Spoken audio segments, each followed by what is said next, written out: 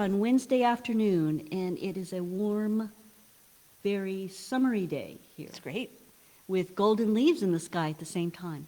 So we're having a beautiful day, and I have a special guest who I've been very excited to introduce to you. Her name is Jennifer Kauffman, and Jennifer and I met earlier this year through a mutual friend, colleague, and because we are both experienced different aspects of being impacted by a terrorist attack.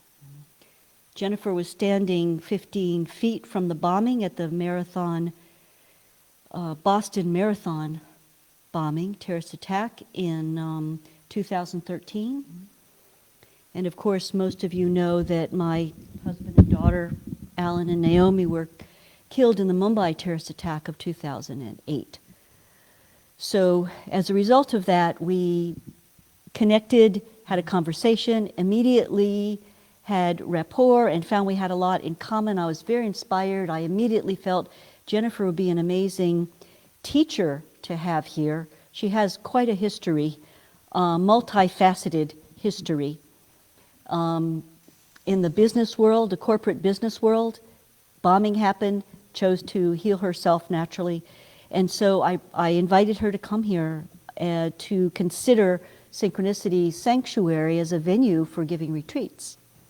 So, but I would like her to share about her experience and what she's been inspired to do. And she's been here now for 3 weeks, also consulting at a very high level our staff on business-related matters. So, I'll hand it over to Jennifer and we'll go from there. Perfect. Thank you, Kia. Thank you for inviting me. It's been a pleasure. When I met Kia back in March of this year, I had never heard of the Synchronicity Foundation before. So through our meeting and getting to know each other, you saw an opportunity for me to come as a potential teacher to teach retreats here, and something that I do. I love to teach retreats, and to find a venue close to home on the East Coast was great. So I came for the first time in July, and I was pleasantly surprised by what I found. It's just this beautiful, rustic, kind of boutique center nestled in the Blue Ridge Mountains. The energy here is amazing, and the people, I've just really resonated and connected with the people. And while I was here for 3 days, exploring the possibility of what would it be to teach programs here, just in the dialogue with the staff members and knowing that they're in the process of reinventing and relaunching a brand new Synchronicity Sanctuary with new products, new services. It's an exciting time, and there was just an opportunity for me to help work with the team to bring that to life and to really take that to the next level. So that's why I'm here now for 3 weeks working with the staff and team, and it's exciting to see what's coming. And I want to kind of speak to, we share, we share a common theme with terrorism. We are on different ends of the spectrum, and for me, that experience shattered my life, literally, every aspect of my life, to the point where I wish I actually didn't survive it. But for whatever reason, I was meant to live, and I was meant to find a way to rise up from that experience and learn how to heal myself naturally, which was something I did not know how to do at all, but felt guided to do, and it took me 4 years, and I'm proud to say that I did do it. So in my journey of rising up from losing everything and being shattered on an emotional, physical, and mental level, and even a spiritual level, I learned a ton, like a ton. I love to learn anyway, and so I really learned what it meant to go within and to go deep within and to find the resources within myself to heal on every single level. And in that journey, I've met some fascinating people and we've done some fascinating things. And now, we're in the midst of a pandemic. Yes. And this normally would freak me out. This experience would normally have freaked me out. Somebody who has struggled with a lot of fear and panic and anxiety most of my life, I would have been completely freaked out by this. But all that I learned in the 4-year journey of healing from the terrorist attack got me to a place now where I can actually not be so triggered by outside it doesn't mean that I'm not impacted by it. It doesn't mean I don't feel that they're challenged, but I'm not stuck by it. And what is Yeah. fascinating to me is that this year, I have felt the most amount of peace in my life. I have felt the most amount of Wow. connectedness in my life, and I attribute that to all the work that I've done and the work that you folks do here. Meditation's a big part of my daily practice.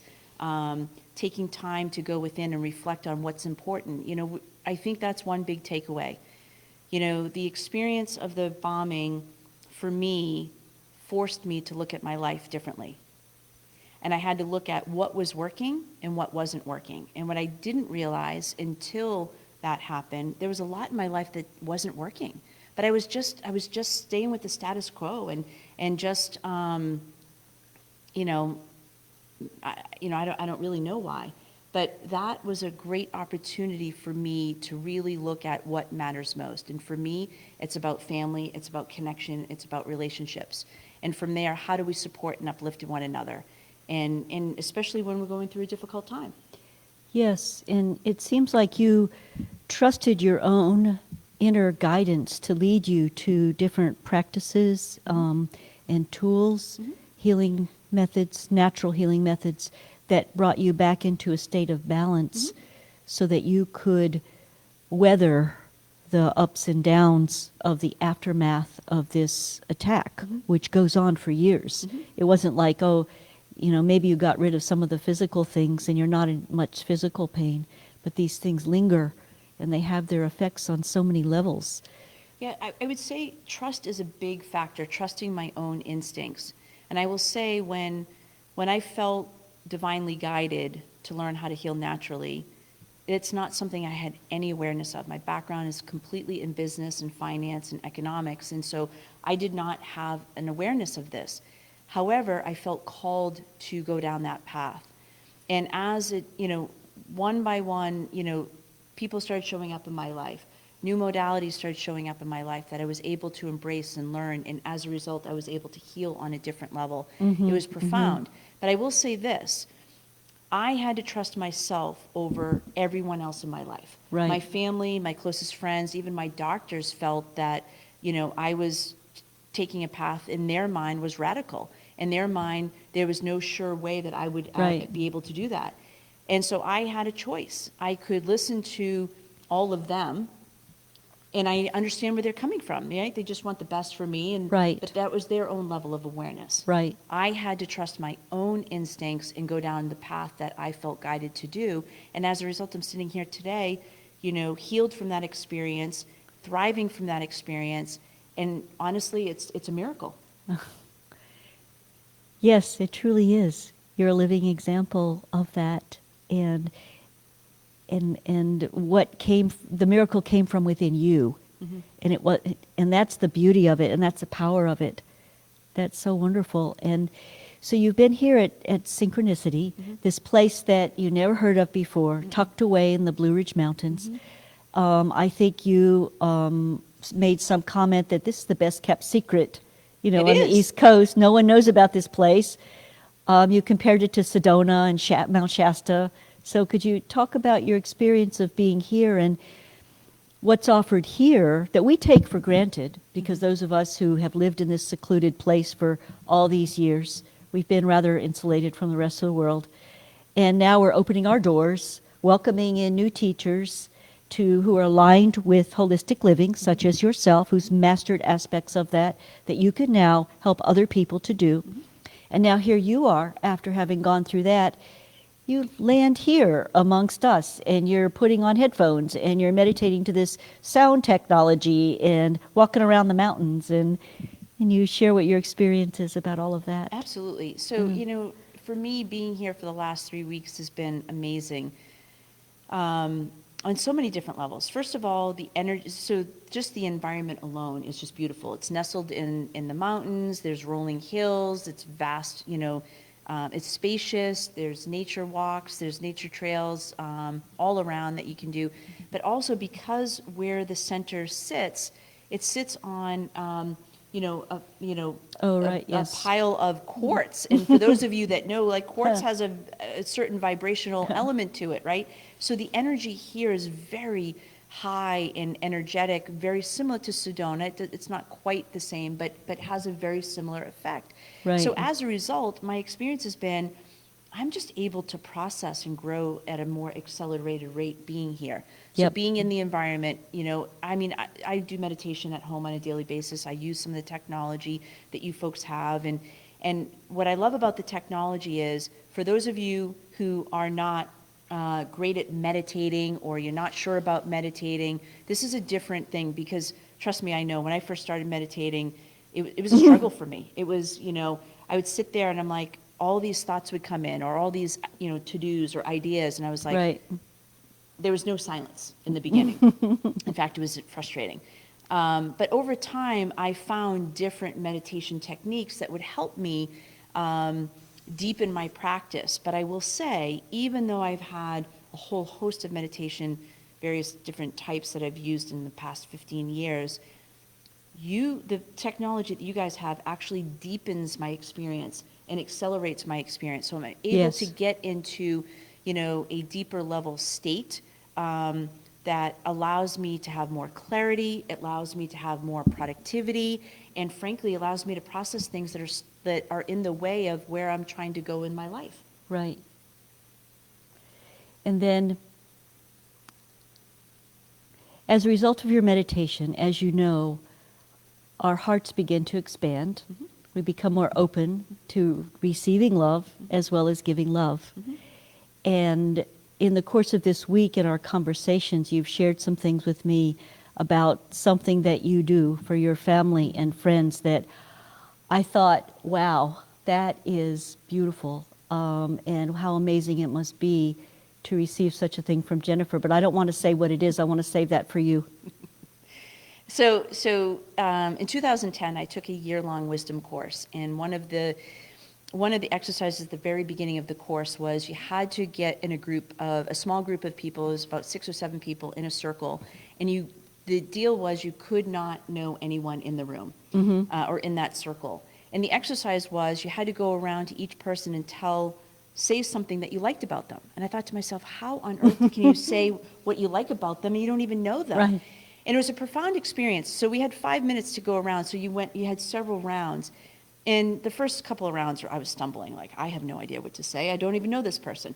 But something clicked. By about the third round, you deepen your level of presence with the people in the room. You make eye contact with the people in the circle, and you make eye contact with them. And all of a sudden, things started to flow, authentically. And it was, say something that you like about them.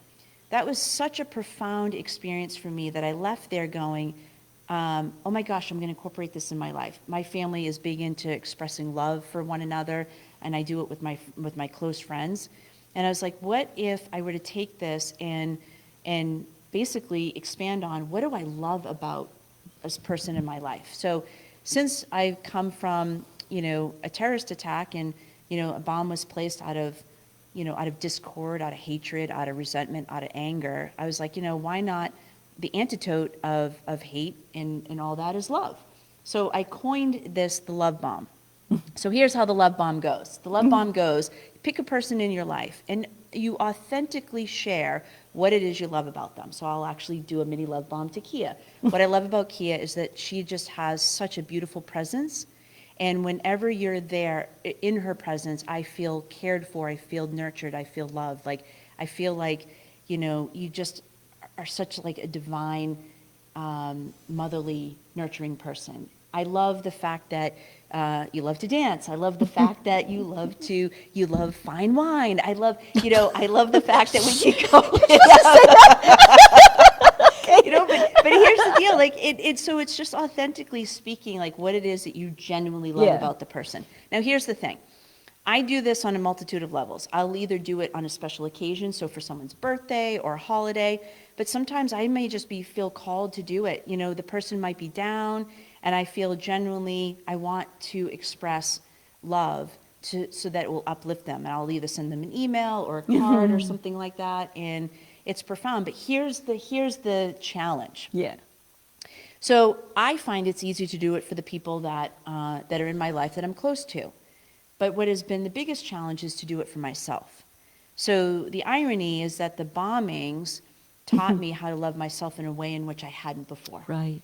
And what I Gosh. realized was in the 2 years after the bombings, that journey really was a journey of healing the terrorist within me. Yeah. I had to heal the critic and the terror, the terrorist within me who was, it was never good enough. You know, something was always wrong. I was never enough. You name it, whatever. I was not nice to myself.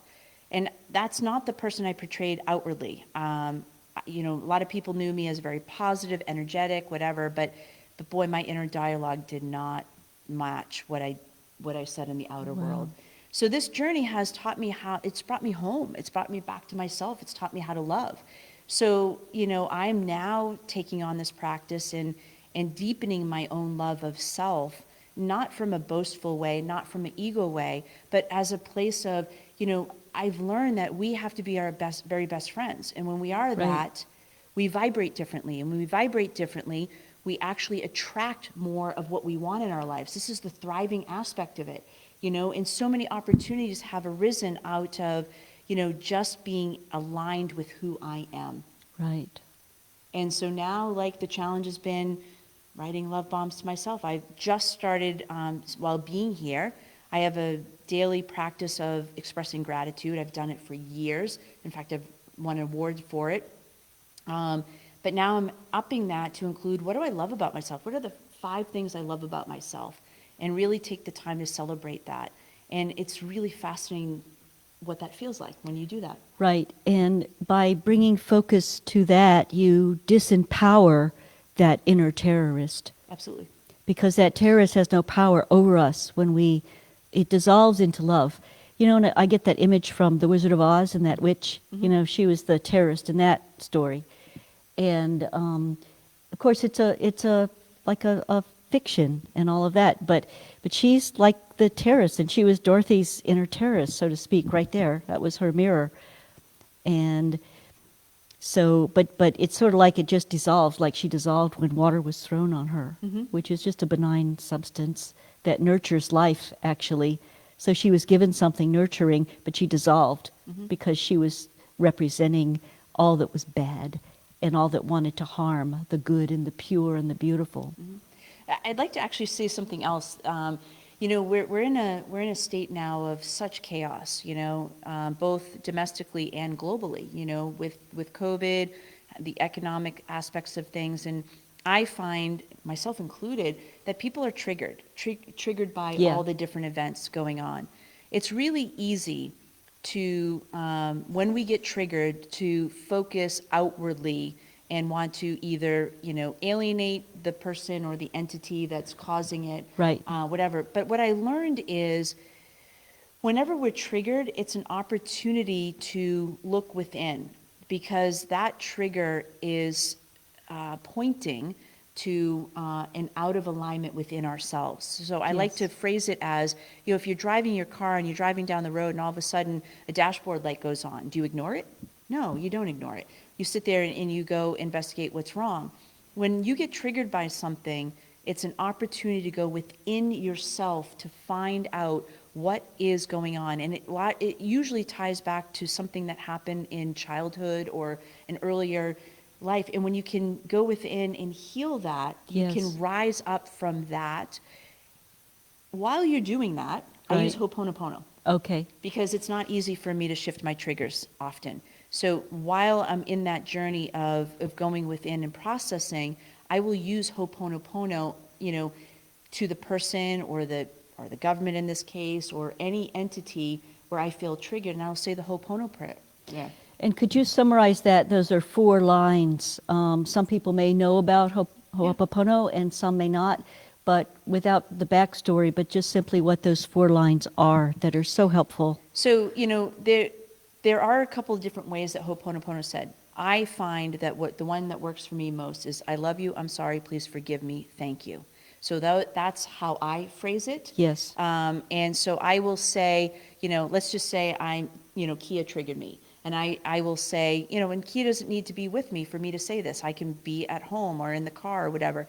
I will just say, you know, Kia, I love you. I'm sorry. Please forgive me. Thank you. Right. And I will say that repeatedly until I feel an energetic shift within me. It usually takes seconds. Right, right. I might have to say it 5 or 6 times. I might have to, depending upon how bad the person triggered me, I might have to say it 20 times. Yeah. But usually within a few seconds or minutes, I can shift the energy. The key is to shift the energy within yourself and get yourself back to, you know, an aligned vibrational state. Right. And it's a way of both acknowledging it and then at the same time, then bringing love to it, which is what forgiveness is. Absolutely. Love and gratitude and affirming love. And that's what dissolves. It begins to dissolve without denying it or pushing it away or avoiding it in some way. It's just meeting it right there. Right. It's meeting it with love. That's what it's doing. So And love is the alchemy to fear, to Right. hatred, to anger, to resentment. Yes. Love is the alchemy. So just keep returning to love. and so that's the beautiful, we could say, gift we'd like to leave you with and takeaway, that if you would like to try any of that for yourself, I challenge you. I try challenge a you love to send a bomb. love bomb to somebody in your life and pick watch. 5 things minimum, 5 or more. Yeah, 5 or more. And include one for yourself. Pick some people and include yourself in that. That's very important. And we'd love to hear, you know, post on the Facebook page. We'd love to hear what, you know, what people say. I'll tell you. Yes. I have done it recently to people, and the feedback I've received is beyond, like beyond anything. It's such an honor to give a love bomb, but then to see how people receive it is beyond my wildest dreams, the gratitude that people, and it's just Right. so fulfilling. Right. So on that note, this is short and sweet because we could go on and on and on. There's so much more. And I'm almost certain you will be seeing a lot more of Jennifer. And she'll offer something on the Synchronicity platform, sometime in person, perhaps next year. But in the meantime, we will create some online courses for all of you with some guest teachers, of whom Jennifer will be one of them. I'm honored and privileged, so thank you. So thank you for taking the time out today. She's been having lots of business meetings today, and we're taking a little break here to share with you. So thank you all for tuning in and listening. And when you've sent your love bomb, write the comments there, and we look forward to hearing all about that. So goodbye for now.